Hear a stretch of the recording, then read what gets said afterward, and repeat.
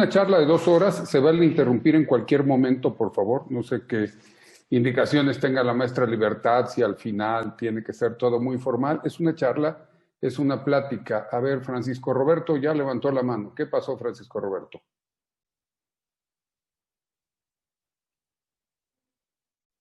Bueno, vi una mano levantada y ya la bajó. Ok, pues entonces esta charla trata de lo siguiente. Con mucha frecuencia suelen decirme en la práctica, oye Eduardo, magistrado, doctor, Telles, o sea, como sea, no hay problema. Oye, fíjate que tengo un asunto y cayó en tal lugar. ¿No conoces al juez o no conoces al magistrado? Invariablemente mi respuesta va a ser, con independencia de que lo conozca o no, conozco la norma general y sé cómo combatir la norma general.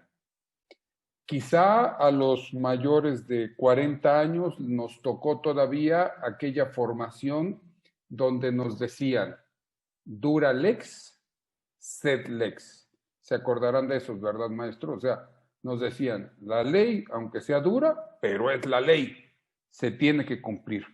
Afortunadamente, en el año 1990, que ingresé al Poder Judicial Federal, me enteré de lo contrario. Dije, ¿cómo?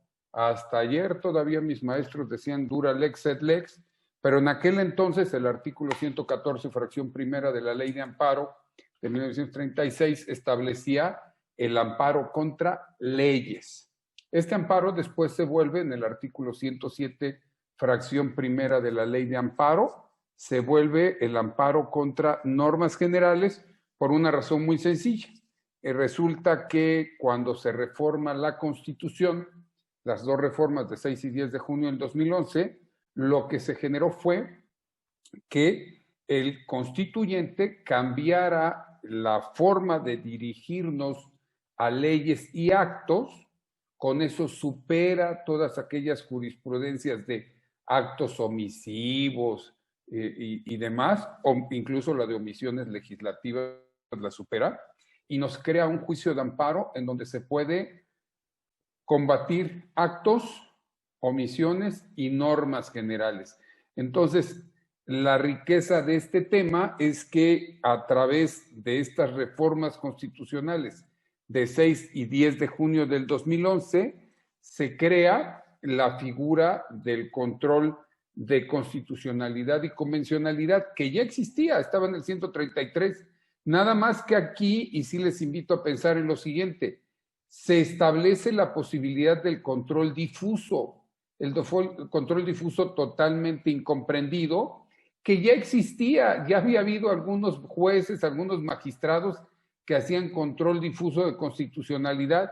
Sin embargo, el 133 de la Constitución proscribía el control difuso a realizar por los juzgadores en relación con el primero.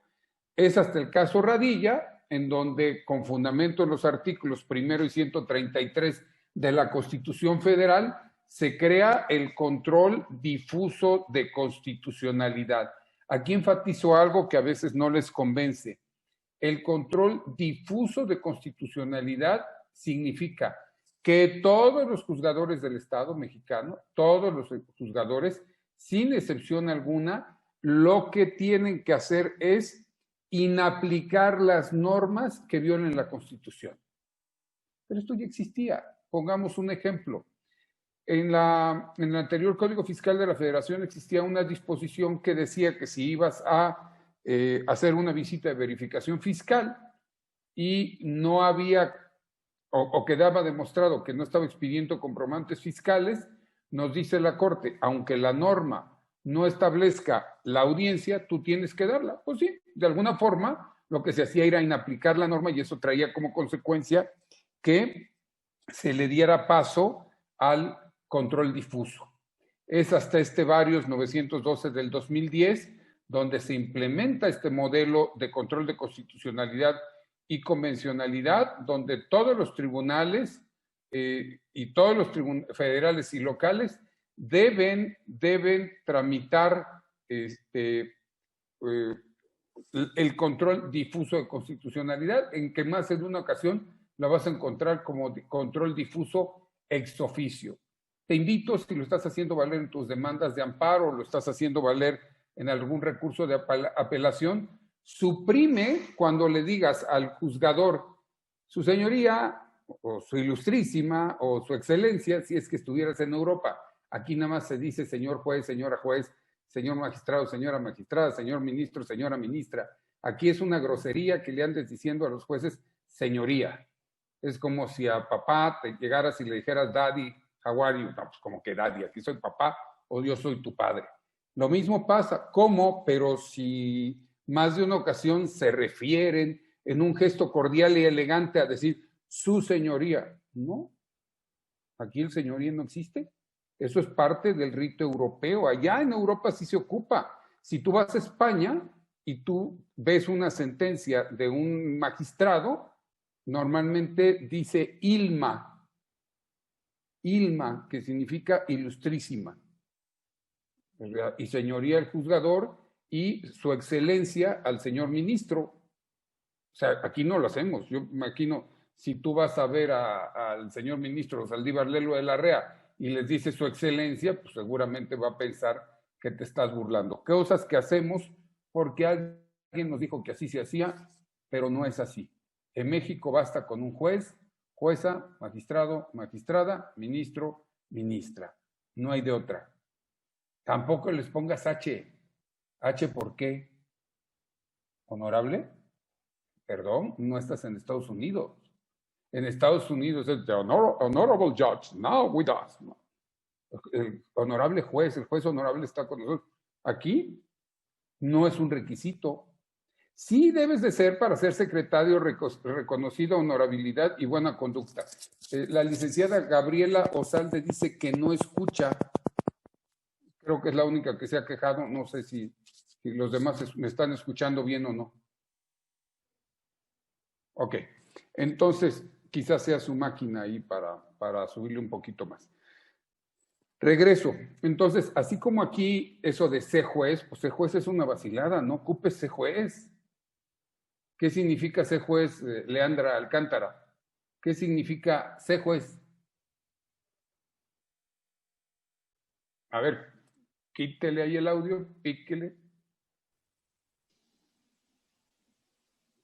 ¿Qué es ser juez? Ciudadano juez. Dice Jair, ciudadano juez. Ciudadano juez. Ciudadano juez, ¿sí? Pero pues ¿y por qué a mí no me dicen ciudadano José Eduardo o ciudadano quejoso? Es un pleonasmo, mi estimado abogado. Pues es un pleonasmo. Ciudadano juez, espérame. Entonces le tendrías que decir ciudadano mexicano por nacimiento mayor de 30 años con ejercicio profesional de al menos 5 con título de licenciado en Derecho, de reconocida honorabilidad y buena conducta, juez Cruz Martínez. No, no se debe de ocupar y lo ocupamos. H. ¿H qué? Hijo o honorable, no lleva. HH no lleva, salvo cuando la denominación se lleva. Entonces, en ese momento es cuando se plasma. Sin embargo, este tipo de usos se han ido quedando inveteradamente y no van. O sea, que la próxima vez que te acerques a un juez y le digas, su señoría, pues si no sabe de esto, no le va a parecer nada. Pero a mí cuando estaba en funciones de magistrado me decías, su señoría, y pues te decía yo, ¿sabe qué? Pues en todo caso, no es aplicable aquí, no me diga señoría, no soy señoría. Soy el magistrado de circuito, o trabajo como magistrado de circuito, o trabajo como juez de distrito. ¿Por qué te hago referencia a esto? Porque México, y antes de que entremos al control de constitucionalidad, México tenemos un gran error. Maestra Ortiz Rosalba, saludos, la estoy viendo por acá, mucho gusto. ¿Qué gran defecto tenemos en México? Tenemos una confusión tan grave. Alguien me decía el otro día, oye, si el CISEN se entera de lo que estás diciendo, que estoy diciendo lo que dice la Constitución, que estoy enseñándole a las personas lo que tendrían que saber y que quieren una nueva Constitución si ni se han aprendido esta. En los hoteles siempre hay una Biblia, de 3 estrellas para arriba, hay una Biblia. Yo estoy pugnando porque en lugar de una Biblia no nos ponen al lado de la Biblia, para no meterme en la esfera de religión, ¿por qué no nos ponen una Constitución? Pues porque no les conviene, porque un pueblo preparado no es bien visto. Imagínate un pueblo bien preparado, un pueblo que te dijera la agencia de tránsito, pues mire, ya sabe, ceñito, si no la multa le va a salir en tanto, proceda. Oiga, me lo voy a llevar al correo. Ojalá lo estés haciendo bien.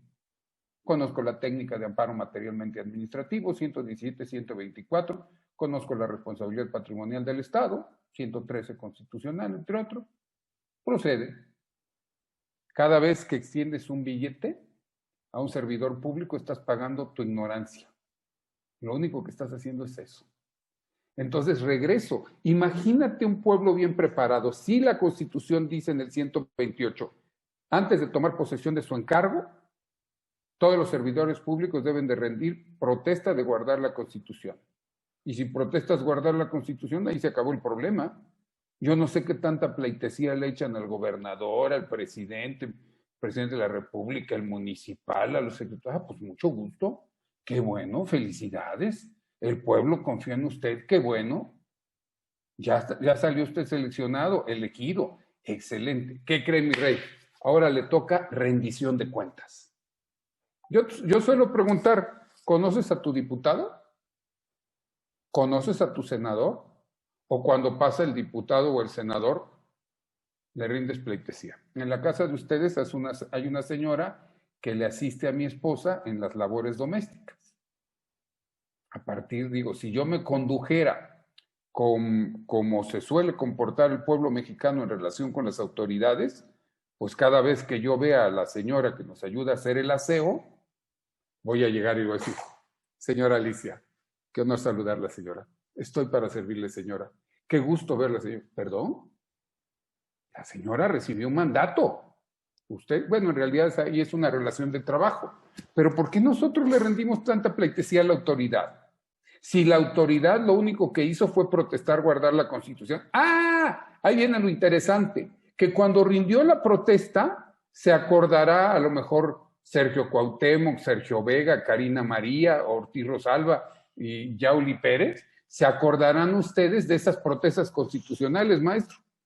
Protesto guardar, yacer guardar la Constitución Política de los Estados Unidos Mexicanos, los tratados internacionales, las leyes que de ella emanen, velando en todo por la paz, y ahí le siguen y cada quien le inventa lo que quiera. Pero al final se acuerdan qué dice, y si así no lo hiciere, ¿qué dice al final Karina María? Si así no lo hiciere, ¿qué dice? Que la nación me lo demande. Que el pueblo os demande. Que el pueblo os lo demande, que la nación os lo demande. ¿Y cómo se lo vas a demandar? Pues la cosa está bien simple. De verdad, yo veo el derecho y digo, es tan sencillo. Es tan sencillo. ¿Por qué no se da cuenta la gente? ¿Por qué no se da cuenta la gente? Mira, a los reyes, ¿de dónde les viene el poder? ¿De dónde viene el poder para un rey? Divino. Divino. Dios vino y dijo, oh, Francisco Roberto, tú vienes de una cepa divina, eres hijo mío más directo, tú reinarás en esta tierra, más la que sigas conquistando. A los reyes, a los emperadores. En México, ¿de dónde debe de venir el poder según la Constitución? Del pueblo. Del pueblo, creo que el 40 lo dice, ¿no? Creo que el 40 lo dice, que la soberanía radica en el pueblo. Y entonces, ¿por qué carambas se le rinde pleitesía a las autoridades? Por eso puse el ejemplo de la señora que nos asiste. Sí, soy muy atento, muy respetuoso, señora Alicia, muchas gracias, qué amable. Oiga, qué bien está cumpliendo usted su función. A mi esposa, perdón, somos un matrimonio hipertradicional. Reina, aquí está lo del fin de semana, o sea, se lo entregó el jueves, el sábado le tiene que pagar a la señora que nos apoya. Pues muchas gracias. Oye, aguinaldo, aquí está. Oye, que está enferma la señora, a llevarla al médico, a darla de alta en Seguro Social y todo. Pero si yo quiero desayunar chilaquiles mañana, ¿quién ordena? ¿Yo que quiero chilaquiles o la señora que hace los chilaquiles? El que paga manda. No, no, maestra. La que ordena es mi mujer. Yo le digo amablemente a mi esposa, oye, reina, ¿será posible unos chilaquilitos mañana? Y ella va y le dice a la señora Alicia, mañana vamos a hacer chilaquiles. Soy un hombre inteligente, maestra. Entonces, sí, mi amor, son las palabras sagradas que deben de reinar en todo matrimonio. Entonces, voy de nuevo. Lo mismo pasa con los ciudadanos. A ver, momentito. Si lo estás haciendo bien, felicidades. Oye, qué bueno. Diputado, qué buena iniciativa llevaste. Oye, senador, qué bueno. Oye, por cierto, diputado, senador, ¿cuándo nos vemos? Digo, porque soy parte del pueblo. A ver, ¿cuándo me vas a venir a rendir? ¿Aquí me vas a venir a avisar qué es lo que has hecho? Aparte que hagas negocios y todo lo demás, eso no me interesa. A mí lo que me interesa es que estés haciendo bien las cosas. Si no estás haciendo bien las cosas, pues entonces la nación o el pueblo te lo demanda. Esta parte de la nación te lo demande cobra gran realce cuando el año 2012 viene la reforma constitucional de derechos humanos con motivo del caso Radilla. Y entonces se crea el control difuso de constitucionalidad y se fortalece el control concentrado de constitucionalidad. ¿Qué es lo que dice este control difuso? Básicamente tiene dos funciones que se generan a través de esta reforma constitucional. Una, el respeto absoluto a los derechos humanos. Dice en el primero constitucional, todas las autoridades del país, en el ámbito de sus competencias, tienen la obligación de aplicar las normas correspondientes, haciendo la interpretación más favorable a la persona para lograr su protección más amplia. Todas las autoridades. Pero los que son jueces del fuero común tienen la obligación, conforme al 133 constitucional, de efectuar un control difuso de constitucionalidad, que significa que si yo veo que una norma es contraria a la Constitución, entonces lo que voy a hacer es inaplicarla. Sin embargo, si yo estoy dentro del Poder Judicial de la Federación, entonces yo lo que voy a hacer es, ¿qué voy a hacer? Puedo hacer un control concentrado de constitucionalidad. La diferencia en el control concentrado es que ahí sí se dice que una norma es inconstitucional. En cambio, en el control difuso no. En el control difuso se puede llegar a inaplicar. Pero ¿acaso son las únicas formas de controlar la Constitución? No. Hay otras formas. Tenemos acciones de inconstitucionalidad y tenemos controversias constitucionales. Y desde ese punto de vista, encontramos cómo tiene su función el que se controle la constitucionalidad o la convencionalidad. Esto es, así como cuando protesté, dije que iba a velar, iba a guardar la Constitución. Guardar la Constitución significa respetarla. Hacer guardar, ¿qué significa hacer guardar? Pues a todos mis subordinados jurídicos. Todos la deben de respetar. A todos, pero digo, si yo me comprometo, o sea, yo me puedo comprometer, yo voy a guardar, significa yo voy a respetar. Si yo me comprometo a yo voy a hacer guardar, vamos a pensar que Fernando, María Elena y Gastón colaboran conmigo como secretarios. Perdónenme poner el ejemplo. Y entonces yo debo de velar también por hacer guardar, ver que Fernando, que María Elena y que Gastón, ellos respeten la Constitución. Así está de simple. ¿Dónde está el problema? El problema está en nuestra ignorancia. El problema está en los maestros de primaria. Y mi hermano es maestro de primaria. Entonces, el problema está en ellos, que ellos a su vez no lo saben. Es como saber amparo. Oiga, maestro, dice la maestra Libertad, usted el mejor, lo máximo. No, no es cierto. Le he hecho muchas ganas. Pero pues la cosa está bien simple. A lo mejor algunos me enseñaron, otros no me enseñaron y fuimos aprendiendo más. Este control este control de constitucionalidad quedó plasmado en esta tesis de la Corte que nos hace mención a el control de constitucionalidad y convencionalidad ex oficio en materia de derechos humanos. Ahí lo dejo para que lo puedan ustedes leer con calma. Fue una mayoría de votos, estaba dando cumplimiento al caso Radilla y todo. ¿Qué problema nos fuimos encontrando? Que de repente, a ver, Nora Díaz nos está saludando. Hola, Nora Díaz. Buenas tardes a todos. Gracias, maestra Nora Díaz. Entonces, ¿qué problema nos fuimos encontrando? Que algunos doctrinarios nos han puesto a pensar y nos han dicho si la Constitución es inconstitucional. ¿Cómo? Si la Constitución es inconstitucional. ¿Ustedes qué opinan? ¿La Constitución puede ser inconstitucional? ¿Qué piensan? Claudio, Carla, ¿qué piensan? ¿Nuestra Constitución puede ser inconstitucional? Sí, por eso se hacen reformas, o sea, se adecúa o se tropicaliza, ¿no? Ay, Dios mío. Bueno, perdón, a la actualidad no era, cuando se hizo la Constitución, pues no eran los millones de personas que hay ahora, ni se pensaba las mentes y los delincuentes que hay ahora. Pero eso será, no, había peores antes, le aseguro, maestra, o sea, siempre ha habido delincuentes. Pero o sea, lo único es que ahora somos más. Se tienen que actualizar las penas. Las penas no hay, por regla general no hay penas en la Constitución. Ay, perdón, bueno. La Constitución por su naturaleza no puede ser inconstitucional.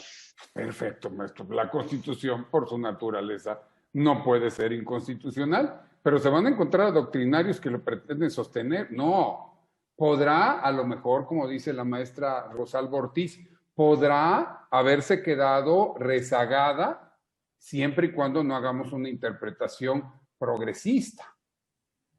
O sea, si hacemos una interpretación progresista, o habrá algunas otras que a mí se me hacen, y todo el tiempo, lo padre es que ahora ya puedo cobrar $50,000 por hora de clase, como me pagan, entonces, en todos los foros, sin problema.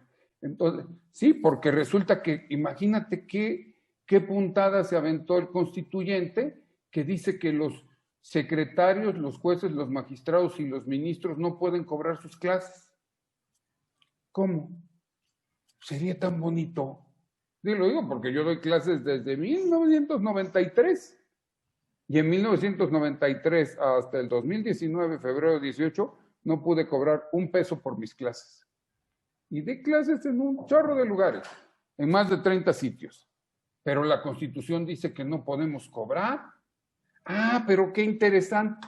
Gracias, Sergio. El magistrado de circuito no puede cobrar, pero el magistrado de enfrente, el magistrado de la sala regional del Tribunal Federal de Justicia Fiscal y Administrativa, el Tribunal Federal de Justicia Administrativa, sí puede cobrar. Oye, como que no está parejo, ¿no? Sí, pero está en Constitución. Doy clases en el posgrado de la Escuela Libre de Derecho, y no voy a decir el nombre del magistrado de sala, fiscal, pero pues me acuerdo, pues terminábamos de dar nuestras clases, y cada fin de semana mi compañero salía y hasta me hacía, mira, es lo bueno de estar en sala regional, me decía nada más. Y él sí salía con su sobre y yo no. Oye, discriminación, no. Como dice el maestro Sergio Vega, pues la Constitución por su característica no puede ser inconstitucional porque es la ley suprema. Entonces, lo que nos dice precisamente esta jurisprudencia 3 del 2014 es, no puedes hacer un control de constitucionalidad respecto de los preceptos de la Constitución Federal. Aquí les dejo una tesis para un poquito de más claridad, cuándo es control concentrado, cuánto es control difuso, porque tengo solo 2 horas. Dice, bueno, hay control difuso de constitucionalidad, pero esto no significa que los tribunales no federales, como son los tribunales constitucionales locales, conozcan de asuntos relacionados con violaciones a la Constitución respecto a asuntos que no son de su competencia. Han oído la palabra que a mí me da toques un poquito, pero en algunos lugares lo conocen como el amparito. Hay tribunales de control constitucional local que tienen su mecanismo de control de la constitucionalidad local, no federal, en algunos lugares conocido como amparito. Ahí viene el plato fuerte. ¿Conoce usted la ley? No. Bueno, sí. Perdón, ¿conoce usted al juez? No, pero conozco la ley y sé cómo combatir la ley o la norma general. Aquí te quiero invitar en este recorrido a continuación a 3 formas que puedes combatir la inconstitucionalidad de una norma. Vamos a poner un ejemplo. Nuestro orador nos acaba de decir que acaba de emitir una norma prescripcia que dicen que todas las mujeres que vistan de morado serán rapadas. Todas las mujeres que vistan de morado serán rapadas. Vamos a decir, por ejemplo, Luis Enrique, hay una norma que dice que todas las mujeres que vistan de morado serán rapadas. Usted, Luis Enrique, es varón y viste de color, no alcanzo a ver su camisa, blanca, creo que es blanca, ajá, su camisa blanca, y va a ser rapado con apoyo en esta norma.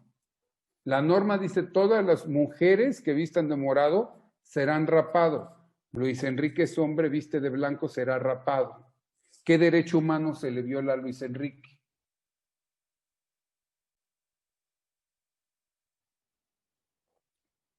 Está fácil. De identidad, de Más sencillo. igualdad, Más sencillo. de derecho a la vida, su propia, ¿cómo es? La libertad. No, tranquilitos, vamos de nuevo. ¿Qué derecho humano se le viola a Luis Enrique? El de decisión. El de decisión, más sencillo. De libertad. Más sencillo. ¿Cuál es el más claro que se le viola? El de decisión también. No, más sencillo, maestra. Individual. El libre desarrollo de la personalidad, dice la licenciada Gabriela. Más sencillo. La libertad de expresión. Más sencillo, maestro. A ver, la norma general dice, todas las mujeres, ¿sí se ve en la pantalla? Ok. Todas las mujeres que vistan de morado serán rapadas. La autoridad determinó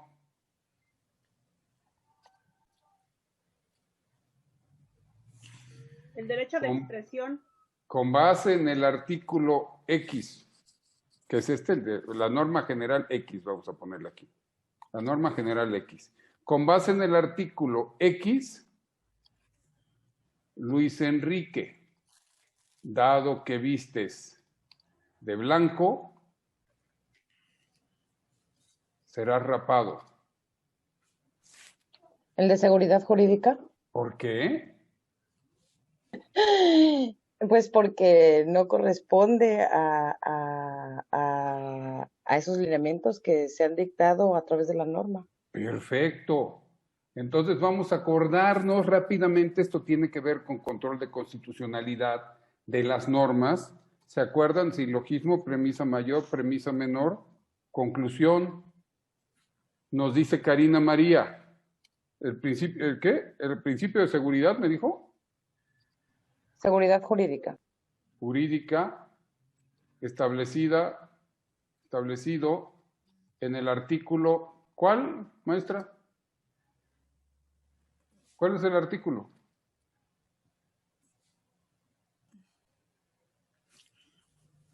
¿14? ¿Párrafo?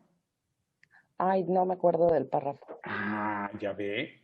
Pero a que le pregunto yo una canción y sí se la sabe completa.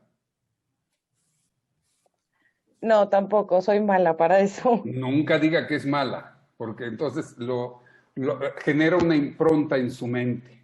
Es usted, bueno, y cuando quiera cantemos. Entonces, el principio de seguridad jurídica establecido en el 14, vamos a darle la razón y vamos a poner que es el 14, segundo párrafo. En realidad, lo que se le está haciendo a Luis Enrique es un acto de molestia. En realidad, yo pondría 16, primer párrafo. Pero vamos a seguir su línea. El principio de seguridad jurídica establecido en el artículo 14, segundo párrafo de la Constitución Política de los Estados Unidos Mexicanos establece que todas las autoridades, ¿qué? En el ámbito de su competencia. ¿Qué más, Karina? Aparte que no la veo, Karina. Respetarán, garantizarán. Ajá, respetarán. Ya está usted haciendo promoverán. Respetarán, promoverán, garantizarán. Ajá, no sé qué tiene que ver, pero usted siga. Tienen la obligación de promover, respetar, proteger y salvaguardar, garantizar los derechos humanos de conformidad con los principios universales, con los principios de universalidad, interdependencia, individualidad y progresividad. Falta proteger. Ahí. Arriba.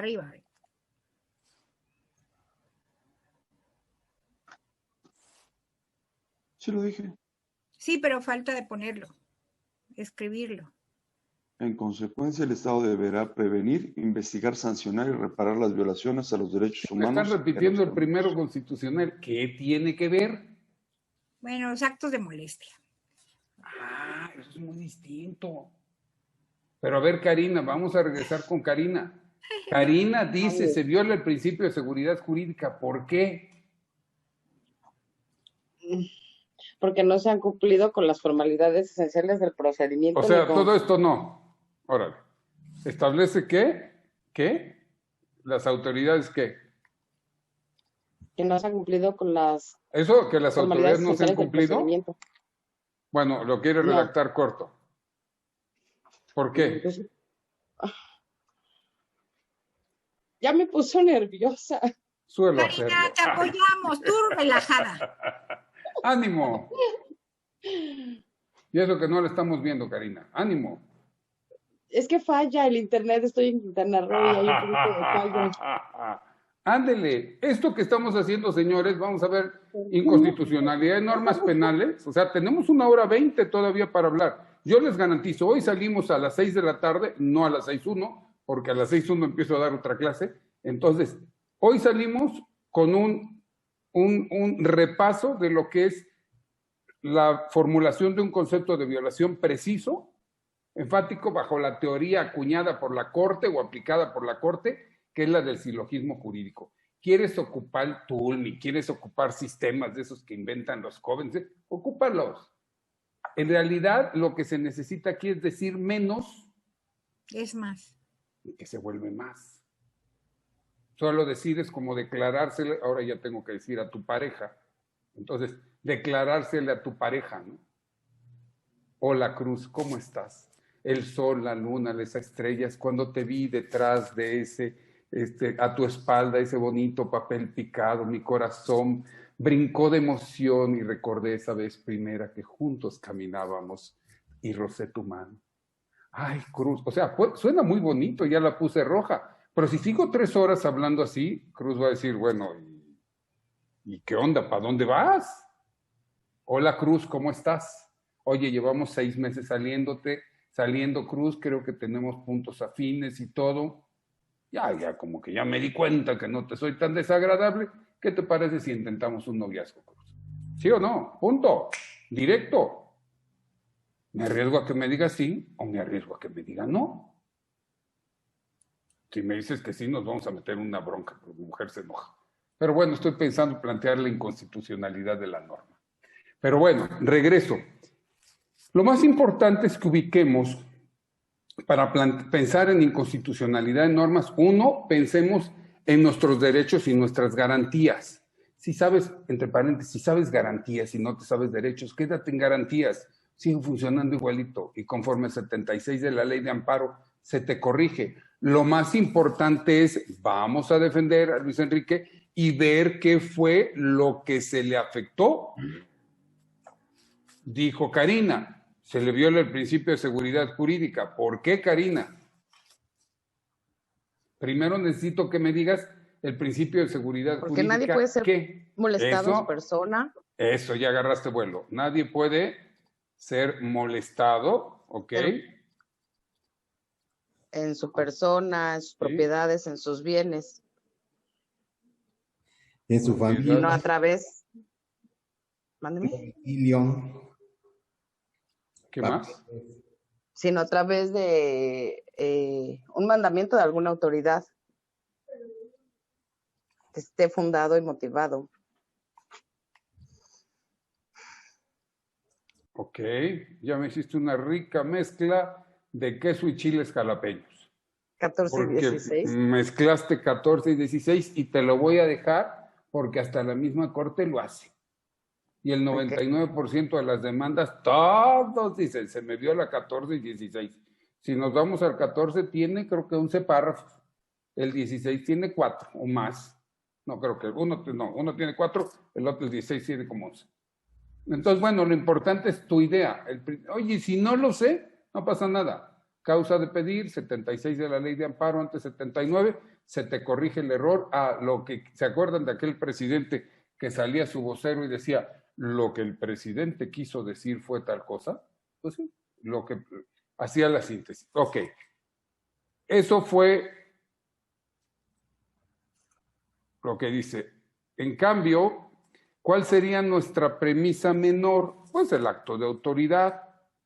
En el acto de autoridad la autoridad dijo, con base en el artículo X, Luis Enrique, dado que vistas de blanco, será rapado. ¿Cuál es la conclusión? La confrontación entre el derecho y la actividad de la autoridad. Aquí, ¿cuál sería, Karina?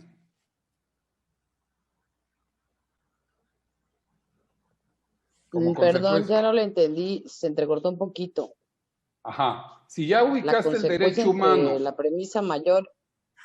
La premisa mayor es tu derecho humano. La premisa menor, en este caso concreto, es el acto de autoridad. No nos estamos metiendo todavía con la norma. Porque evidentemente lo que está mal es la autoridad no fundó y motivó adecuadamente. No puedes aplicar el X porque el X va dirigido a mujeres. Entonces, como consecuencia, el principio de legalidad se transgrede, pues si el artículo X va dirigido a las mujeres y el quejoso, Luis Enrique, es varón, no le puede resultar aplicable la norma. Ya hicimos un concepto de violación. No sé para qué se hacen tantas bolas y tantas páginas, de verdad. Nosotros como consultoría, es a lo que me dedico ahora, me mandan ustedes sus demandas, las ajusto, les quito. No digan tanto. Se siente bien bonito cuando me hablan, ay maestro, por 5 hojas, 30,000 pesos. Sí, imagínense qué dice cada hoja. Y me ahorro papel y los árboles me lo agradecen. ¿Qué se tiene que decir entonces? Pues refutar nada más la consideración toral. El punto no es ese. Lo malo fue que me corrió Libertad. Libertad, manifiéstate. Ya se fue. Estaba vestida de morado, Libertad. ¿Dónde está? A ver. Segundo caso. La maestra Libertad es mujer y viste, de morado. Por ende, con fundamento en el artículo X, se procederá a raparla.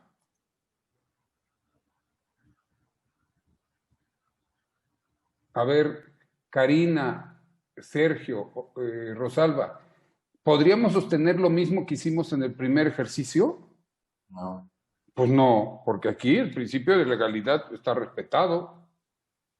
Y entonces la clásica donde ustedes se acercan, bueno, no ustedes, son otros, se acercan y dicen, oye, ¿no conoces al juez? ¿Y qué quieres que vaya a decirle al juez? Pues que no sea malito, que Dios se lo va a pagar. Que en realidad, Libertad, pues se vistió de morado porque, pues era la ropa que traía. Y, pues que no aplique la ley. Oye, ¿cómo no va a aplicar la ley si la ley establece que todas las mujeres que vistan de morado serán rapadas? Ah, y entonces se acuerda uno, dice, a ver, o sea, por legalidad no saco el asunto, pero lo puedo sacar por inconstitucionalidad de la norma. Y entonces, ahora sí, me posiciono, la premisa menor es la norma X, que dice que todas las mujeres que vistan de morado serán rapadas. Y ahora sí, arránquense con el rey. ¿Cuál es la premisa mayor? Yenick Barrera, ¿cuál es el derecho humano que está siendo violado? Si nosotros, como legisladores, imponemos que todas las mujeres que vistan de morado sean rapadas. La libertad. ¿Qué libertad? Libertad de expresión. La libertad de libertad. Ah, entonces La libertad de expresión. me dice Jenny, el derecho humano a la libertad de expresión consagrado en el artículo, ¿en cuál, Jenny? No mal recuerdas en el artículo primero, ¿no? No. ¿Tercero? Ay, no. No, súmale, llevas 4, ponle 2 más, ya llegaste, es del 6. En el artículo 6, ahí te dejo que investigues el párrafo. Sí. De la Constitución Política de los Estados Unidos Mexicanos, consagrado. Ajá.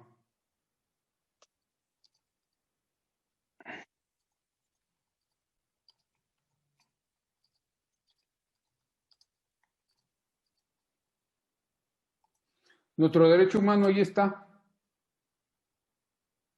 Entonces, la premisa mayor dice: el derecho humano a la libertad de expresión, consagrado en el texto constitucional, permite que como una forma de expresión cada quien se vista como le plazca. Premisa menor. La norma X dice que todas las mujeres que vistan de morado serán rapadas. La conclusión, ¿cuál sería? Yenick. En consecuencia, la norma X es inconstitucional. Se están violentando los derechos humanos. ¿Cuál?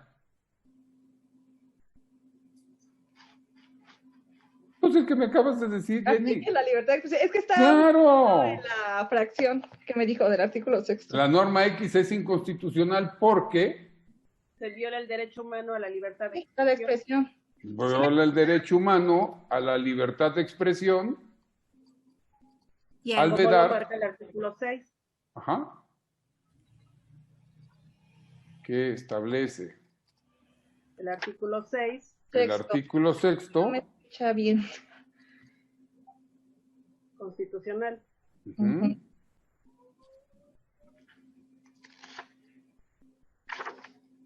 Dado que impide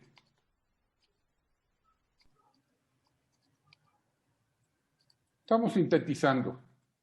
No sé, cuando redactas concepto de violación, ¿para qué le echas tanto rollo? ¿Eso es un concepto de violación? Estás citando con precisión el artículo, estás diciendo cuál es el derecho humano, estás diciendo por qué se viola. Ya.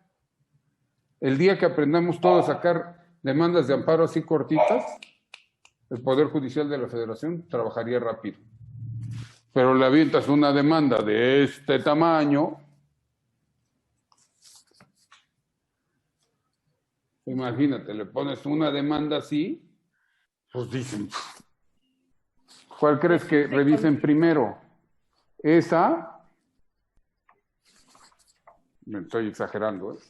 ¿Esa o esta? Siempre se van a ir por la más delgadita. salvo que seas muy metódico y te des cuenta que en realidad tienen que revisar primero la más antigua, pero no lo hacen así. Si somos precisos y concisos, yo creo que se entiende más rápido, ¿no? Claro, no tenemos que decir más. ¿Cuál es el problema? Y ya me ha pasado. De repente me dicen, ay, maestro, 50,000 pesos por 10 hojitas. ¿Sí?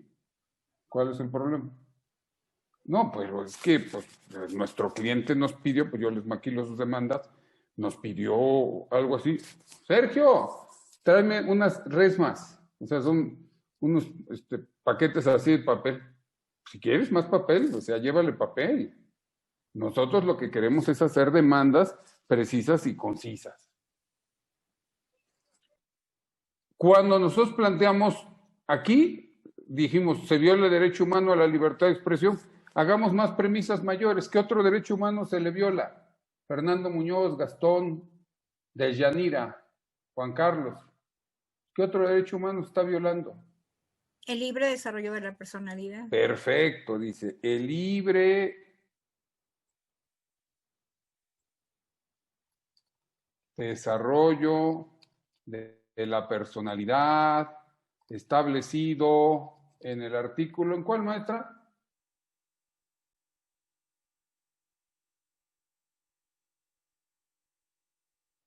A ver los demás, ¿en dónde está el libre desarrollo de la personalidad?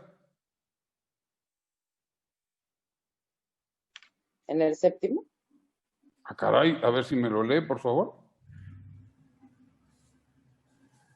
Es inviolable la libertad de difundir opiniones, información de ideas a través de cualquier medio. No, este no es, perdón.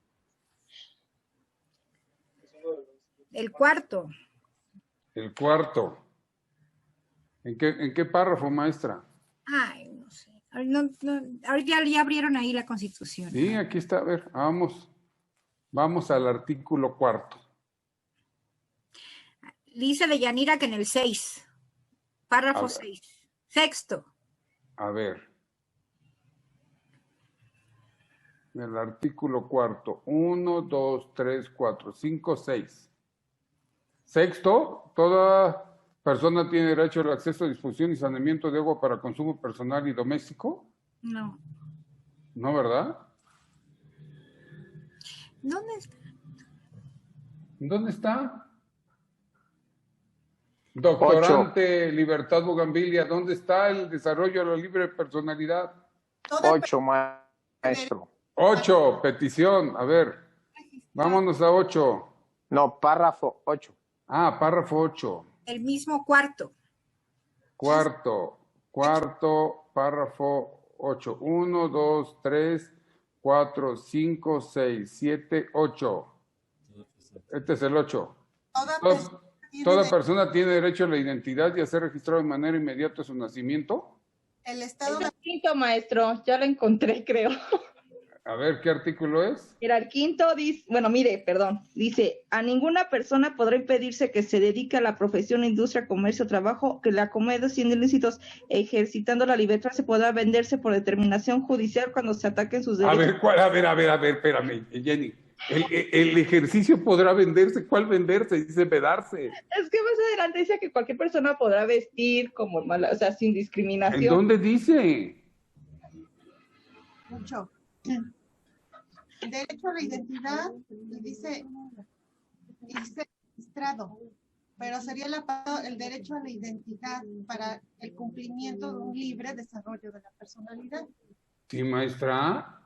Sí. ¿Eso le enseñaron allí en Colombia?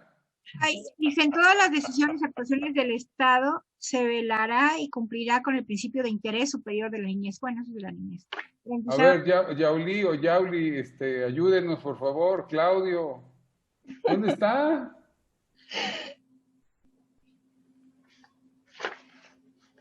Pues, porque dice, garantizando de manera plena sus derechos. Por eso, ¿dónde dice? Yo me iría porque se están violando los derechos universales, los derechos humanos. Ah, caray, los derechos universales. Los derechos humanos, porque son derechos inherentes a todos los seres humanos sin distinción de y ya Híjole, pobres señoras estas, las musulmanas, o cuáles son que andan con su burka ahí y todo. Porque de alguna manera al condicionarte la vestimenta ya te están limitando, ¿no? Por eso, pero ¿dónde dice? Están violando. ¿Dónde dice? No, en la Constitución no, o sea, yo le decía que... caray, no lo dice en la Constitución. Sí lo menciona, pero yo le mencionaba que, independiente del que mencionaba la compañera, también es una violación de derechos humanos. Por eso, pero ¿dónde está el derecho al libre desarrollo de la personalidad? En el apartado de la identidad. Por eso, a ver, ¿dónde, maestra? ¿Dónde? Dígame. Ahí está, le subrayé yo solita. Ay, sí. Toda persona tiene derecho a la identidad. Y es parte de mi identidad vestirme como quiera. Sí. ¿Segura? Si queremos a una... El artículo 19, párrafo segundo. 19. A ver. Autovinculación, a ver. 19. En el cuarto viene en el primer párrafo, hay un párrafo que dice que toda persona tiene derecho a la identidad y a ser registrado de manera inmediata su nacimiento, no sé si ¿Qué es la que dijo libertad? Ok. También viene al principio que el varón y la mujer son iguales ante la ley. A ver, ¿y el 19 dónde está? Porque la identidad... ¿Qué párrafo? Segundo. 19, párrafo segundo.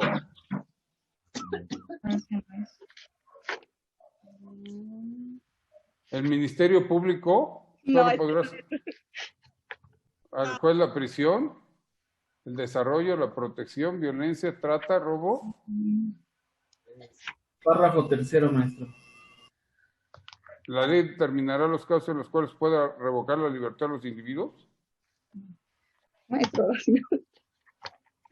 y no se dice en el artículo primero de la Constitución, porque ahí dice que en los Estados Unidos mexicanos todas las personas gozarán de los derechos humanos reconocidos en esta Constitución. ¿Por eso dónde está reconocida? ¿Perdón? ¿Dónde está reconocido? Es que aquí la dignidad humana. ¿La qué? Dignidad humana también. Pero usted no me dijo dignidad humana, usted me dijo libre desarrollo de la personalidad. Es que es nuevo eso ya lo ponen en todos lados, pero la dignidad humana es... Es que esa es la bronca, que repetimos nada más por repetir. Y se dice copy-paste. Que una señora le prepara un pescado a su marido, pero antes de preparar el pescado le quita la cola y le quita la cabeza. Se lo prepara, bueno, pues yo soy costeño, nací en Acapulco, me crié en Oaxaca, y yo encantado, mi madre nos preparaba pescado, yo metía mi dedito, le sacaba el ojito y me comía el ojito. A lo mejor no suena muy apetitoso, pero sabe delicioso. Entonces, pero esta mujer le cortaba la cola y la cabeza. Y el marido, otro costeño como yo, le dijo, ¿por qué le quitaste lo más sabroso que es la cabeza? Dice, no sé, porque así lo hacía mi madre. Le habla a su mamá y le dices, oye mamá, ¿por qué le corto la cabeza y la cola? No sé, así lo hacía mi abuelo. Y le hablan a la abuela y le dicen, oiga abuela, ¿por qué razón se le corta la cabeza y la cola? Dice mi hija, pues éramos tan jodidos que teníamos un sartén chiquito y entonces el pescado no cabía con la cabeza y la cola. Algo similar nos pasa. Es que todos dicen libre desarrollo por la personalidad. Sí, pero por el libre desarrollo de la personalidad puedo fumar marihuana por uso lúdico. Puedo echarle ojitos a otro varón. O sea, puedo hacer todo. Ese es mi libre desarrollo de la personalidad. ¿Cuál es el problema? A ver, aquí me dejaron otros dos datos. Dice, artículo 4, párrafo 8, en el primero constitucional, depende de la interpretación que le quieras dar y adoptado a tu necesidad. Maestro, en el artículo primero viene un párrafo que similar a lo que usted comenta, que queda prohibida discriminación motivada por el Público Nacional. Pero usted no me dijo que se le violara el derecho humano a la no discriminación. Pero se le está discriminando porque le están diciendo que tiene que vestir de morado. Sí, pero... Apariencia física. Yo fui la primera, maestro, en que le dije, soy la licenciada Nora. Sí, le dijo a la licenciada y le preguntó en qué párrafo sería en el cuarto párrafo. ¿Está de acuerdo, licenciada Nora? Sí, desde el primero yo se lo dije, maestro, con todo el respeto. Por eso, pero Y usted también se lo merece. En el artículo 19, párrafo 2, ya ahí habla de la libre desarrollo de la personalidad, la dignidad de la persona, los derechos humanos. 19, pero ¿qué tiene que ver una vinculación con que vamos a rapar a Libertad? Bueno, es artículo 19 de la Constitución, el párrafo 2. A ver. Lo vemos. Licenciada, habla del Ministerio Público. ¿Dónde está? Ese es, ay, ya lo pasó, es más arriba. Ahí. ¿Dónde está? Ahí está, abajo.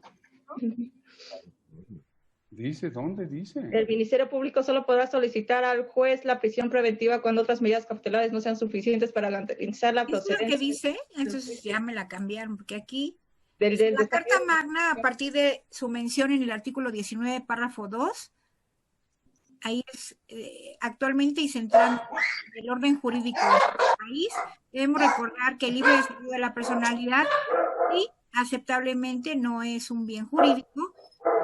¿Pero eso dónde dice? Pues aquí, lo estoy leyendo aquí en nuestros derechos. Ah, en nuestros derechos. A ver, señores, no nos hagamos bolas. ¿Sabe qué pasa? El libre desarrollo de la personalidad es una creación jurisprudencial, entre otras, de la Suprema Corte.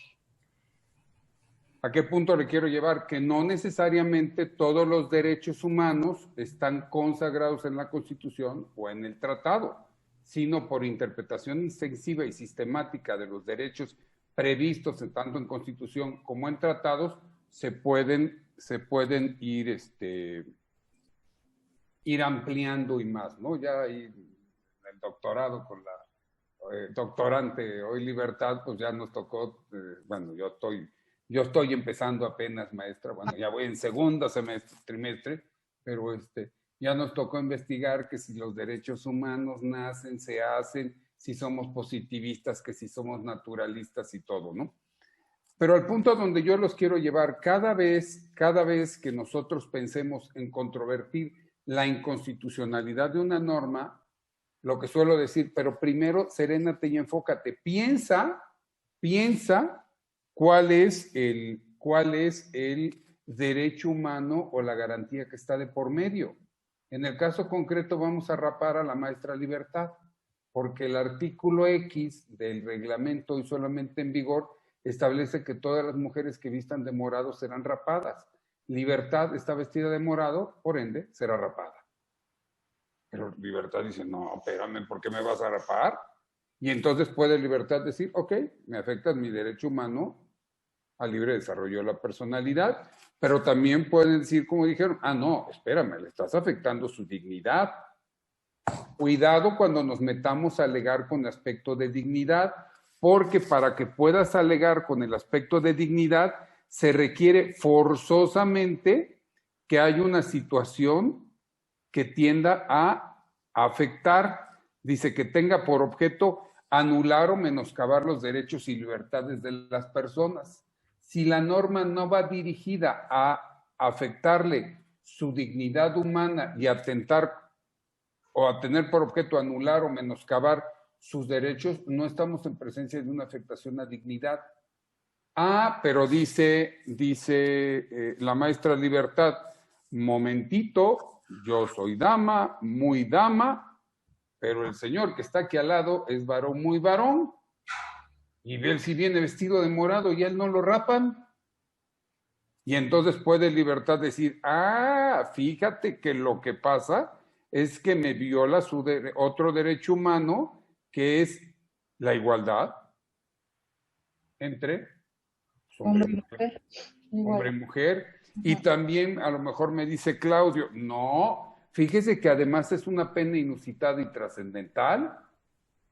Fíjese, también otro me va a decir, no, fíjate que no supera el test de proporcionalidad, porque es totalmente innecesario rapar a Libertad porque vistió de morado, está totalmente desfasada. A lo mejor Libertad dice también, oye, no, esa norma es inconstitucional porque fíjate que solamente prevén una sanción, ser rapada, no hay un apercibimiento, no hay una invitación, no hay una llamada de atención. No hay una multa previa. ¿Cómo que me rapan primero si sigue el Congreso mañana y yo rapada? También se vería usted guapa, maestra. Pero bueno, vamos a preferir no raparla. Este es el punto donde los quiero llevar de una manera muy sencilla. Cuando nosotros estamos hablando de la inconstitucionalidad de las normas, en ese momento nosotros debemos de pensar que una de las formas donde tenemos para combatir una norma por inconstitucional es a través del planteamiento en un amparo, ya sea vía control concentrado o vía control difuso de constitucionalidad. La segunda posibilidad que tenemos es plantear la inconvencionalidad de la norma general, decir que la norma general viola un tratado internacional. Esto está establecido en el artículo 103, fracción primera de la Constitución y 107, fracción primera de la Ley de Amparo.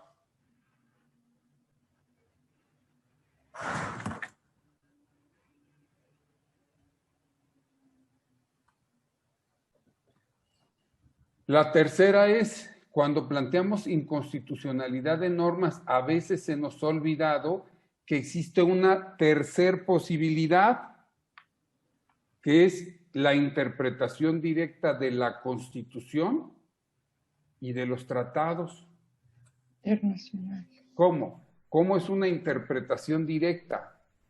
María Elena, ¿qué sería una interpretación directa? Nora Díaz, ¿qué sería una interpretación directa?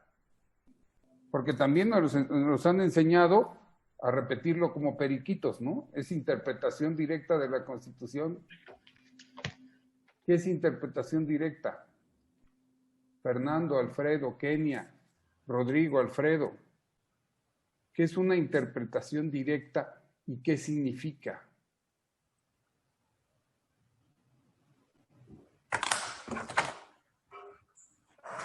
Cuauhtémoc, Sergio. Es la interpretación conforme del artículo tal y como de manera taxativa, tal y como está establecido. No. ¿Cómo planteamos una interpretación directa de la Constitución? Déjenme traer de nuevo la Constitución. Déjenme abrir la Constitución. Vamos a pensar, bueno, vámonos a penal. Vamos a pensar en el 19, en el texto que viene en esta, pues ya, esta es la de marzo, ya tiene alguna modificación. A ver. ¿Me puede decir, Nora Díaz, qué interpretación le da usted a la parte del artículo 19 donde dice ninguna detención ante autoridad judicial podrá exceder del plazo de 72 horas a partir de que el indiciado sea puesto a su disposición? ¿Cómo interpreta usted que sea puesto a su disposición? Yo lo interpreto, maestro, de que una detención, pues, si son 72 horas, puede ser una duplicidad de término. Ok. De algún delito en flagrancia. ¿Perdón? ¿Eso interpreta usted? O sea, ¿cómo computaría usted o cómo interpretaría usted que esta frase que dice que el indiciado sea puesto a su disposición? ¿Qué significa eso? Es que ya se le pasaron sus 48 horas de que lo tiene el Ministerio Público, que lo va a él a más pone a disposición maestra, del juez. Más sencillo. A partir de que decrete el auto de retención. Dice el maestro Sergio, debe de entenderse que es puesto a disposición a partir de que decrete el auto de retención. De retención. Kenia Domínguez, ¿cómo lo interpreta?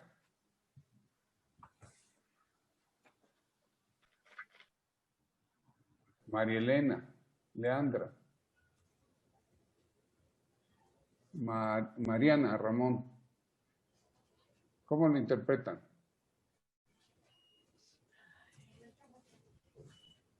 Pues dice que cuando sea puesto a disposición de la autoridad judicial, que no puede exceder del plazo de 72 horas a partir de que la autoridad judicial tiene frente a él al indiciado. O sea, tener frente a él al indiciado. Bueno, no, tener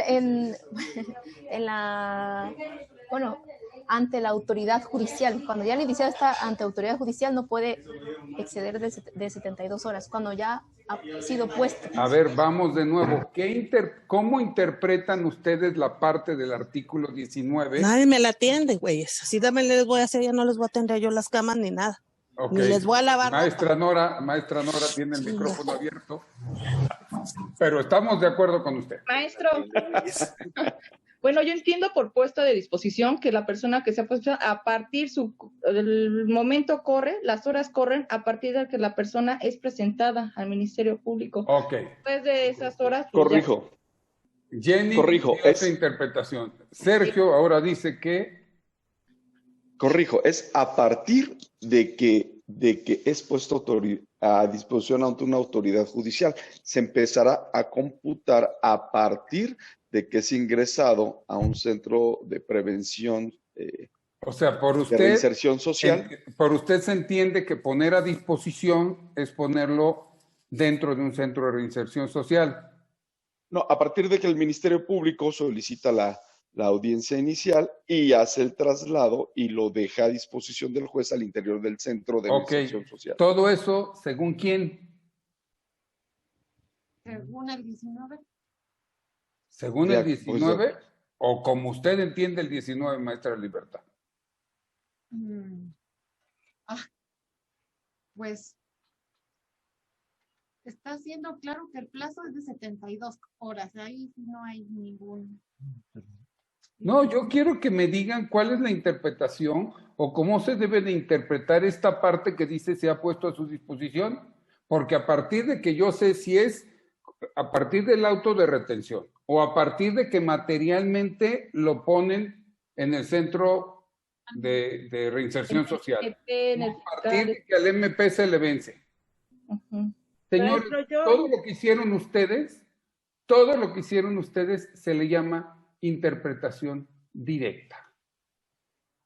Entonces, cuando planteamos, voy con usted, Cruz Martínez, cuando nosotros planteamos en un amparo cómo debe de interpretarse una norma, que en el caso concreto es la Constitución, o cuando nosotros interpretamos cómo se debe de entender el alcance de una disposición prevista en un tratado internacional, un derecho humano, entonces en ese momento lo que nosotros hacemos es una interpretación directa. No me dijo Sergio, fíjese que lo que yo digo es porque la jurisprudencia 3/2019 de la segunda sala se establece, bueno, sería de la primera, se establece esto. Entonces, cuando nosotros vamos a amparos y planteamos la interpretación directa, vamos a volar un poquito. Aquí a lo mejor vamos a combatir el auto que calificó de legal la retención, o vamos a combatir, que en este caso sería el auto de vinculación, porque el auto de vinculación no se dictó dentro de las 72 horas y además no hubo petición de ampliación, sino se dictó a las 75 horas. Y entonces yo voy a ir en un amparo y voy a decir, la interpretación directa del artículo 19, primer párrafo de la Constitución Federal es esta, y al efecto ocuparé los siguientes sistemas de interpretación: el gramatical, el histórico, el teleológico, el finalístico, el genético. O sea, eso es hacer una interpretación directa. Nosotros lo planteamos al juez de distrito, nosotros planteamos al tribunal colegiado, y esto trae como consecuencia que al planteárselos, por ejemplo, si estuviéramos en un directo, en una sentencia, eso nos abre las puertas para irnos en revisión a la corte. Entonces, esto es para explicarle que hay en los sistemas, cuando planteamos el control de constitucionalidad y convencionalidad, podemos plantear la interpretación directa de la Constitución a efecto de desentrañar el alcance de una disposición constitucional o de un derecho humano establecido convencionalmente. No debe de haber jurisprudencia que defina lo que nosotros queremos definir, porque entonces ya no es una interpretación directa, sería una aplicación de la jurisprudencia. Se ocupan en este sentido, entre otros, los sistemas de interpretación gramatical, esto quiere decir a la letra yo entiendo, sistemático quiere decir la interrelación entre los artículos nos da a entender que este ordenamiento se debe de entender de esta forma. Histórico, fíjate que está muy mezclado con el genético. El legislador al momento que emitió la norma consideró que por la rapidez de o la no rapidez de las comunicaciones debía de entenderse. Teleológico, la finalidad que tuvo el legislador fue, pero es una forma en donde nosotros vamos a controvertir la inconstitucionalidad de las normas, además. Esto está establecido, si es amparo indirecto, está establecido en el artículo 107, fracción primera de la Ley de Amparo, en relación con el 83, que nos da el recurso de revisión, y si es amparo directo, está establecido en el artículo 175, fracción cuarta, segundo párrafo, en relación con el 81, fracción segunda de la Ley de Amparo.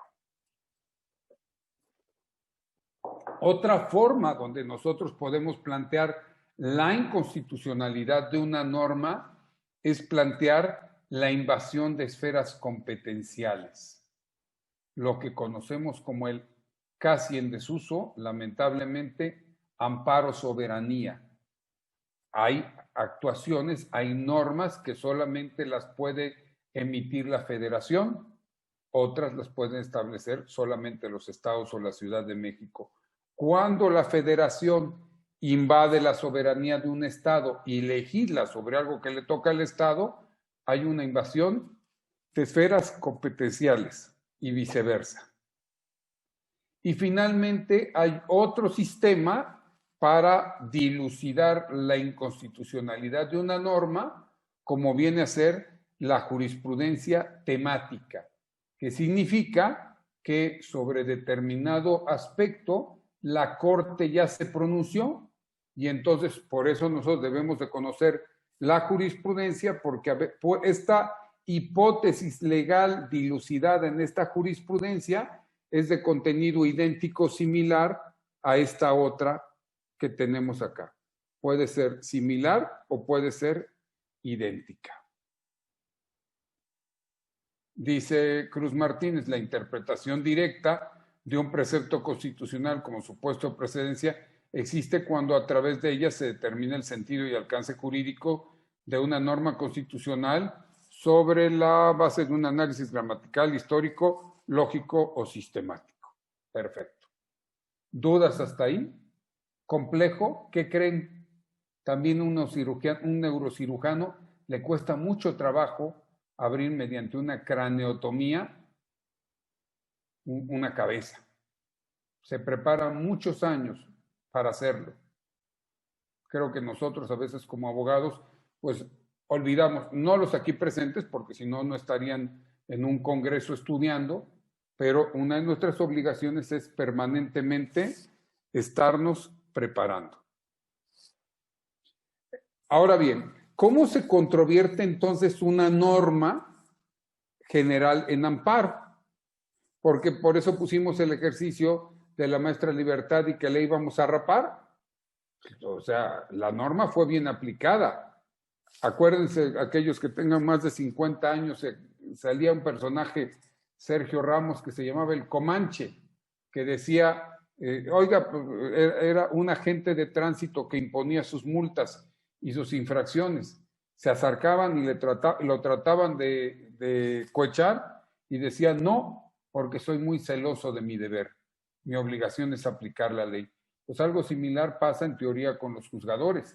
Tienen que aplicar la norma de conformidad a lo que establece la norma. Sin embargo, a raíz del control de constitucionalidad, pueden inaplicar esa norma que, por ejemplo, pues sea violatoria de audiencia, o la norma que combatimos en el caso de la maestra Libertad y Luis Enrique, pues la norma era una norma fija, era una norma desproporcionada, era una norma que no brindaba audiencia, era una norma que no le permitía a Libertad demostrar que en realidad su ropa no es morada, sino que es un rosa quemado color berenjena, que mediante la prueba pericial se puede hacer. En amparo indirecto, la norma se reclama como un acto destacado. Hay plazos, hay acto, hay autoridades y hay efectos. En cambio, cuando planteamos la inconstitucionalidad de una norma vía amparo directo, no reclamamos a la norma, solamente reclamamos la sentencia definitiva, el laudo de la resolución que puso fin al juicio, y adicionalmente ahí lo que combatimos es vía concepto de violación la inconstitucionalidad de la norma. Finalmente, a raíz de un recurso de reclamación que en la Suprema Corte se generó, lo que sucede es que ahora podemos plantear a su vez la inconstitucionalidad de la ley de amparo dentro de los recursos previstos en la ley de amparo. Se antoja medio ilógico. Pongamos un ejemplo muy reciente. Hace unos días me consultan y me dicen, oye, Telles, ¿qué pasó? Fíjate que se nos está yendo el plazo para interponer la queja contra este desechamiento de demanda. ¿Y por qué se te está yendo el plazo? Pues es que fíjate que no sabía yo que las notificaciones... ¿Me pueden decir los que litigan mediante justicia electrónica cuándo surten efecto sus notificaciones? O sea, los que litigan amparo normal, sabemos que al día siguiente la notificación de amparo, hoy me la notifican por lista, mañana surte efectos, hasta el jueves inicia mi plazo. Pero los que litigan justicia electrónica, ¿cuándo surte efectos la notificación?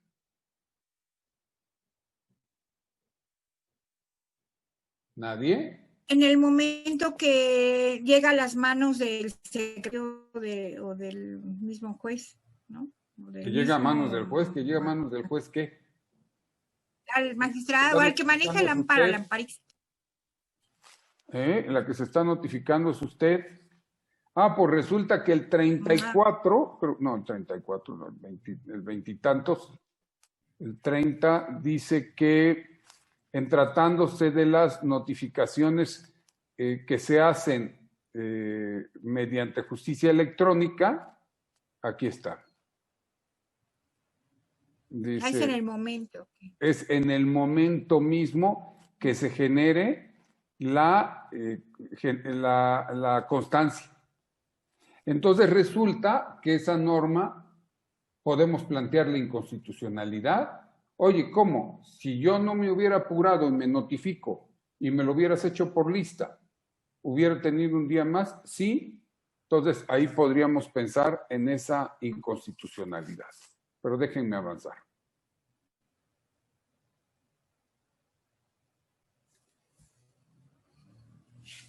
Entonces, esos son nuestros tres sistemas para poder plantear la inconstitucionalidad de una norma. En el artículo 107 de la Ley de Amparo se establecen cuáles son las normas que pueden ser combatidas a través del amparo.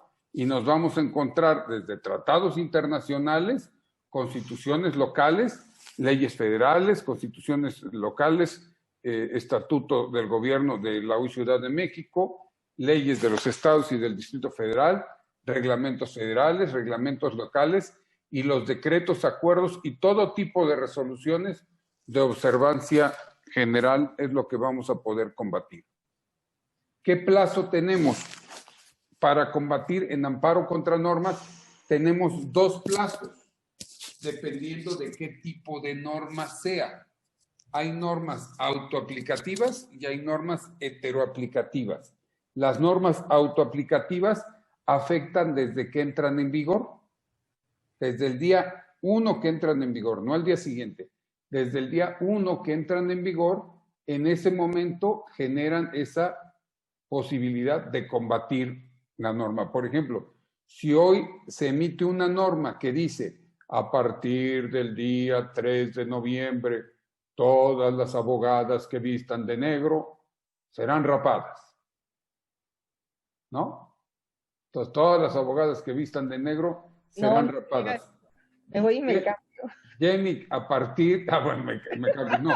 Jenny, ¿a partir de qué momento, hoy que es 27 de octubre de 2020, se publicó en el Diario Oficial de la Federación una norma que dice que todas las mujeres que vistan de negro serán rapadas? ¿Cuándo puede usted promover su amparo? En ese mismo momento. ¿Jura? ¿Hoy? Dice, a partir del 3 de noviembre que entre en vigor esta norma. No. El amparo, pues hasta que se efectúe la ley. Hasta que la ley se activa. O sea, si a partir hasta que la ley entre en vigor. Exacto, se activa. Mientras no puedo meter mi amparo. ¿Cómo se llama ese plazo entre que se publica y entre en vigor? Vacatio legis. Vacatio legis. Vacacio. Maestro. Sí. Ya que contestan. Bueno, Jenny, o sea, es la vacatio legis, que es, o sea, la ley todavía no está en vigor, entonces durante ese lapso no podemos combatirla, a diferencia de lo que pasa en otro tipo de asuntos, por ejemplo, una notificación que surte efectos mañana, no surte efectos todavía para mí, yo ya puedo combatir el acto desde hoy directamente. Me puedo ir a cambiar. ¿Perdón? Me puedo ir a cambiar y ya no surte efecto. No, porque entonces el problema, es muy bueno el comentario, entonces ¿estaría usted dispuesta a no volver a vestir de negro? Pues si entra la ley en vigor, pues... Pero le han dicho que se ve usted más formal, más profesional, a su novio le encanta verla de color negro. No tengo novio. Bueno, su marido pues. Menos. Bueno, entonces solteros, por favor. Entonces, si en ese aspecto dice, pero Jenny, ¿usted estaría dispuesta a renunciar a vestir de negro? No. ¿Por qué se vistió de negro? Porque me gusta. Porque le gusta vestirse de negro. Porque usted vistió Libertad de morado en la mañana, porque le gusta sentirse berenjena. Tan sencillo como eso. No, porque a ella le gusta el color morado. ¿Por qué me puse yo esta corbatita en la mañana? Pues porque me gusta ponerme esta corbatita, pues tan sencillo como eso. ¿Por qué me peiné? ¿Por qué porque me gusta hacerlo, porque lo quiero hacer, porque es una norma de uso social, porque, mira, quería yo venir de traje de baño, porque creo que las normas de trato social me dirían, pues para tus vergüenzas, Eduardo, para que andas enseñando la panza, no vengas de traje de baño, vente con un bonito traje y corbata y hasta el gatazo vas a dar, dijera mi madre, ¿no? No eres mal taco, lo que pasa es que estás mal envuelto. Pero bueno, entonces, bueno, eso dice mi madre. Pero entonces, tenemos dos posibilidades de combatir las normas. Como autoaplicativas, si son autoaplicativas, tengo dos posibilidades. 30 días a partir de que entran en vigor o 15 días con motivo del primer acto de aplicación. Si son heteroaplicativas, significa que no me afectan desde que entran en vigor. Entonces se requiere que haya un primer acto de aplicación, en cuyo caso son 15 días hábiles a partir de que surten efectos. ¿Dónde están estos plazos? En los artículos 17 y 18 de la Ley de Amparo. Ahí les dejo algunas otras tesis para que la puedan leer. ¿Qué autoridades se señalan en una demanda de amparo indirecto si combato la inconstitucionalidad de una norma? Solamente las autoridades legislativas, aquellas que emitieron la norma más las que promulgaron la norma. No tengo que señalar a las que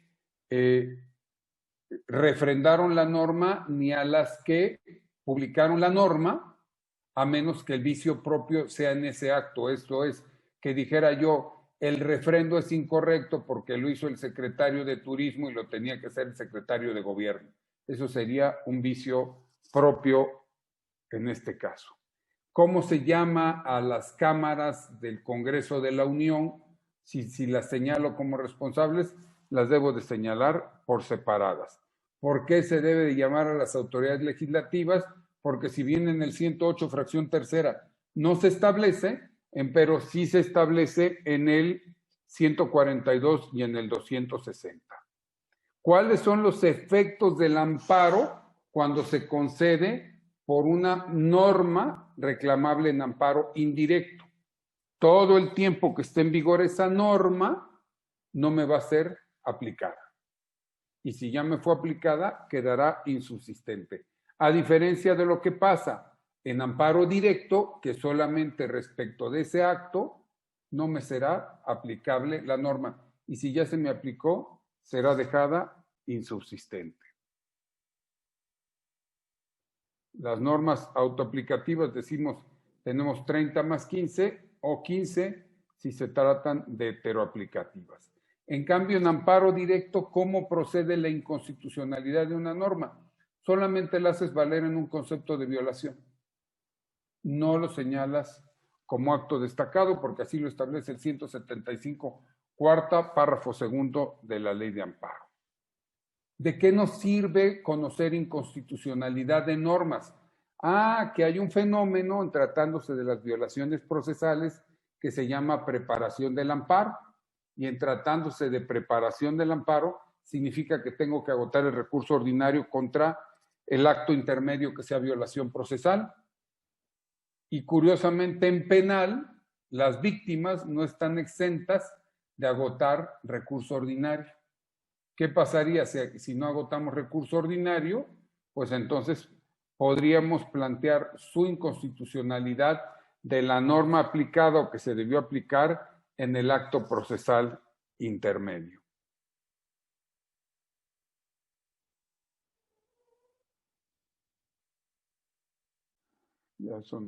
¿Qué ventajas tiene conocer inconstitucionalidad de normas?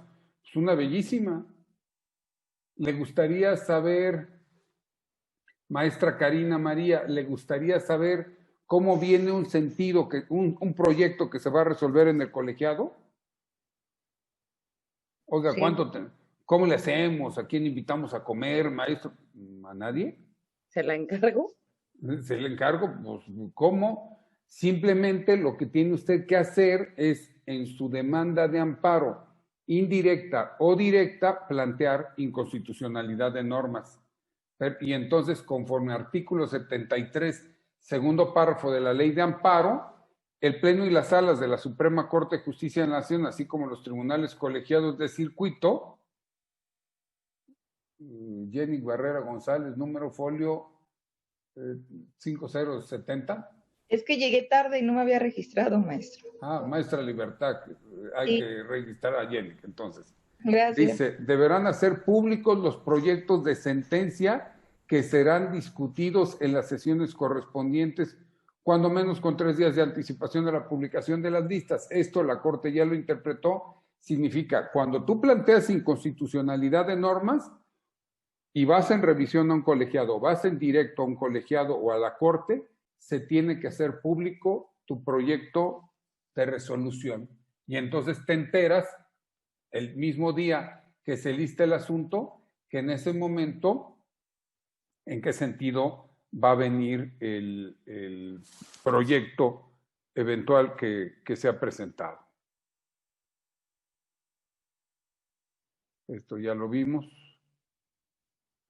Finalmente, hay una tercera posibilidad de controvertir normas, en este caso de la Ley de Amparo, de conformidad con el recurso de reclamación 130 del 2011, en sesión de 26 de enero de 2012, dijo la Corte que se podía controvertir a su vez dentro del amparo la inconstitucionalidad de una norma del juicio de amparo.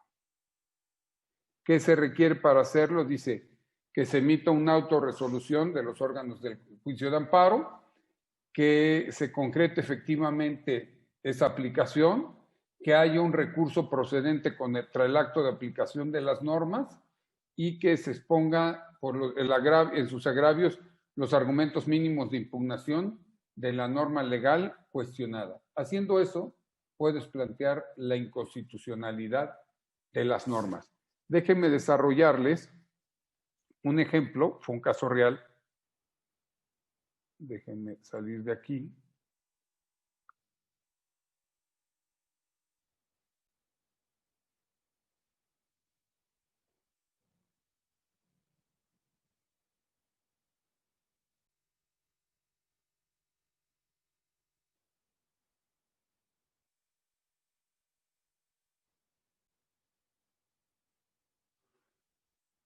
Estoy casi al terminar. Pero esto es para darles idea de la riqueza que se tiene al conocer inconstitucionalidad de normas. Se presenta una demanda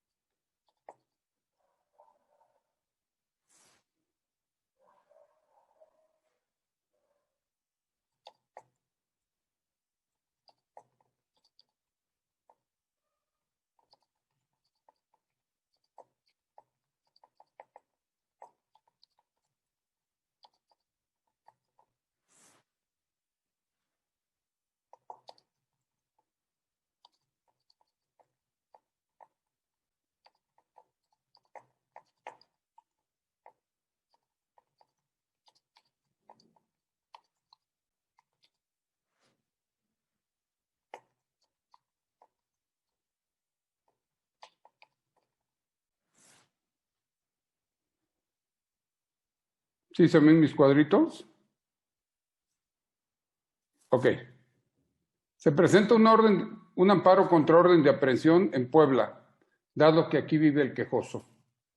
El juez declina la competencia porque dice que el juez responsable, o sea, el que libró la orden de aprehensión, reside en Ciudad de México. Se envía a Ciudad de México, pero el juez no admite la competencia y la regresa a Puebla. Por otra parte, se presenta en el Inter diversa demanda de amparo en Ciudad de México, le toca a otro juez y la admite y tramita la demanda de amparo. Este es un ejemplo de cómo se puede plantear la inconstitucionalidad de normas. Esta demanda, vamos a pensar que esta fue la tramitación de la demanda aquí en Puebla. Está en Puebla, esta la declina México, México la regresa, el juez de Puebla no está conforme, la sube a conflicto competencial al tribunal colegiado, el tribunal colegiado resuelve y el tribunal colegiado dice, le toca a México. En cambio, la que se presentó en México, se recabaron informes justificados, se llevó a cabo la audiencia constitucional, pero en los informes justificados advirtieron que había una primer demanda de amparo. Aquí sube en revisión, y en revisión lo que hizo el quejoso es planteó la inconstitucionalidad de la ley de amparo, porque dijo que no tenía caso que se sobreseyera este juicio, que ya estaba tramitado y más adelantado, siendo que era más fácil de considerar que no se debía de aplicar el artículo 61 en la fracción novena, si mal no recuerdo, que establece que se tendría que sobreseer, haciendo una interpretación conforme con 17 segundo párrafo, desde el punto de vista de que no le estaba dando una justicia pronta y expedita. Subió a revisión ante el tribunal colegiado. El tribunal colegiado se encuentra en la disyuntiva. Si declara la inconstitucionalidad de esta norma, y aquí que ya están recabados los informes justificados, hace el análisis de la inconstitucionalidad del acto o deja sobresee en este juicio y hace que se tenga que tramitar apenas otro nuevo juicio en el primer amparo que apenas se ordenó que se tramite. El artículo 61 de la Ley de Amparo establece que si hay otro juicio por el mismo acto contra la misma autoridad responsable, déjenme traerlo, el juicio de amparo es improcedente. Este es un 61 y aquí está en su fracción décima, normas generales o actos que sean materia de otro juicio de amparo pendiente de resolución por el mismo quejoso, las mismas autoridades propio acto, aunque las violaciones constitucionales sean diferentes. O sea, si se resuelve este asunto conforme a legalidad, tendría que ser procedente la primera demanda de amparo. Si se resuelve por constitucionalidad, aquí tenemos una norma inconstitucional y es más rápido resolverlo y se le da mayor acceso a la jurisdicción, prescindiendo de la aplicación de la norma de amparo. Como pueden darse cuenta, este es uno de los ejemplos a través de los cuales vemos la aplicación de la inconstitucionalidad de normas en amparo. Pero vayamos a otro ejemplo que es más de materia penal. En la materia penal hay un artículo que es el 468 del Código, fracción segunda del Código Nacional de Procedimientos Penales. Afortunadamente los jueces hacen control difuso y no lo aplican. Este 468 nos establece que, déjenme traerlo por acá abajo, lo traigo. El 468 del Código dice: serán apelables las siguientes resoluciones emitidas por el Tribunal de Enjuiciamiento. Fracción segunda, la sentencia definitiva en relación a aquellas consideraciones contenidas en la misma distintas a la valoración de la prueba, siempre y cuando no comprometan el principio de inmediación. Esto es, si ustedes van en amparo directo, si ustedes van en apelación contra una sentencia de Tribunal de Enjuiciamiento y pretenden que se analice la valoración de la prueba, en apelación, técnicamente, si aplican la ley, les tendrían que decir que no. Entonces, la inconstitucionalidad de las normas en penal se genera, porque aquí tenemos un ejercicio haciendo una mezcla de todo lo que aprendimos el día de hoy. Si yo voy a ir al Tribunal de Apelación, puedo plantearle en primer lugar al Tribunal de Apelación que haga un control difuso de constitucionalidad. ¿Por qué? Porque la Corte estableció en 2 amparos en revisión que este artículo es inconvencional. ¿Por qué es inconvencional? Porque dijo que afectaba el derecho de defensa, la posibilidad de acudir a un recurso y el debido proceso. Si voy primero ante el Tribunal de Apelación, yo puedo hacer un ejercicio similar a esto. En mi escrito de agravios, ya sé que es control difuso, le voy a plantear un control difuso a petición de parte a la autoridad responsable, a la sala, diciéndole, acorde con lo establecido por el primero constitucional, se solicita a este tribunal de alzada que realice el control difuso de constitucionalidad del artículo 468, fracción segunda del Código Nacional de Procedimientos Penales. ¿Cuáles son las razones con las que lo justifico?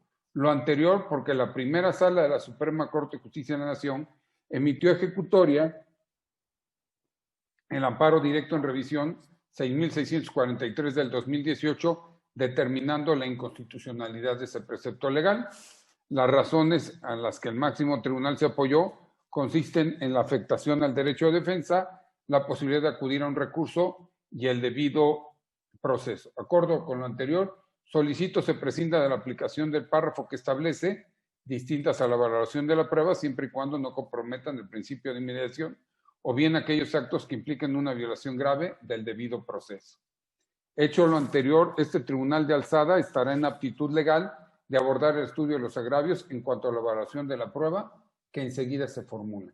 Este es el ejemplo de cómo puedes plantear el control difuso de constitucionalidad ante una autoridad que no sea de amparo, donde le estás pidiendo que prescinda de la aplicación de este artículo. ¿Qué pasa si no lo hace? Entonces vas ante el tribunal colegiado y planteas el control concentrado de constitucionalidad mediante un concepto de violación. Le vas a ir a decir, desde luego, que si bien es cierto, el Tribunal de Alzada no quiso hacer el control difuso de constitucionalidad, te queda claro que a nada práctico llevaría el insistir que lo haga, porque él te puede hacer el control concentrado. Y aquí le dijimos algo así, es claro para la parte quejosa que a nada práctico llevaría a controvertir la inconstitucionalidad del proceder de la sala responsable inherente a no realizar el control difuso de constitucionalidad de la norma general, toda vez que en términos del artículo 175, fracción cuarta, segundo párrafo de la ley de amparo, es factible plantear, vía concepto de violación, la inconstitucionalidad de las normas generales. Se cita la jurisprudencia respectiva y en consecuencia planteamos la inconstitucionalidad del artículo 468, fracción segunda del Código Nacional de Procedimientos Penales.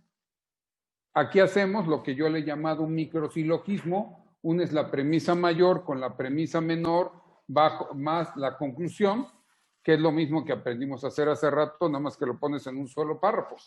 Exclusivamente le estás diciendo lo que le vas a plantear, pero se lo planteas en pocas líneas.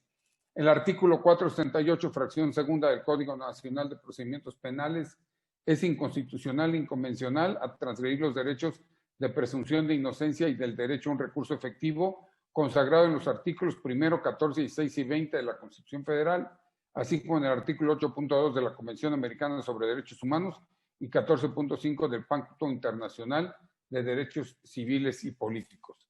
Desarrollas tu premisa mayor, en la cual desarrollas los derechos humanos previstos en esos artículos, desarrollas tu premisa menor, donde sintetizas o transcribes el artículo y al final haces tu conclusión.